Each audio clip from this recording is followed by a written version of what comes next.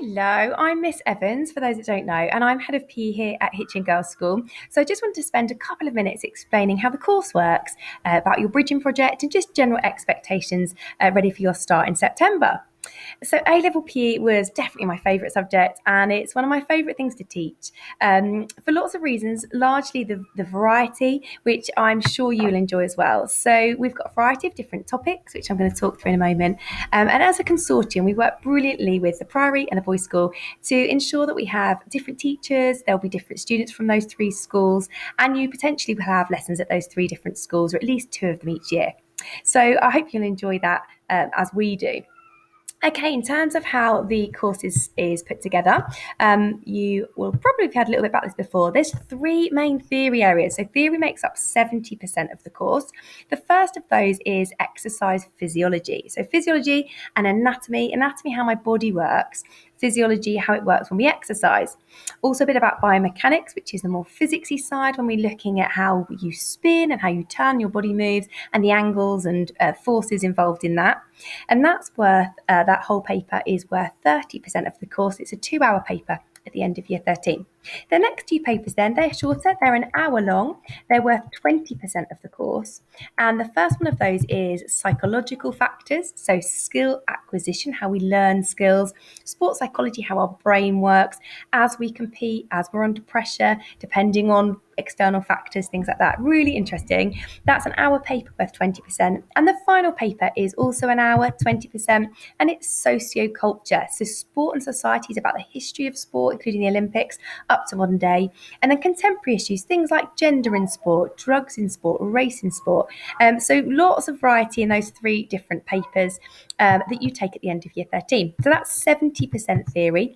And then the final 30% is the real mixture of, well, half and half, practical and a speaking exam. Practically, now I'm sure you took A-level PE because you enjoy playing sport, but unfortunately we don't have loads of time in lessons to play your particular sport. There's so many different sports within each class, so we let you focus on that in your own time, assuming you're training out of school, competing or playing matches. You'll keep a log of that, which just goes towards the evidence of your sport, and we will tell you exactly what you need in your video of what you will put together for that final practical assessment of your one sport. We only assess one sport at A-level.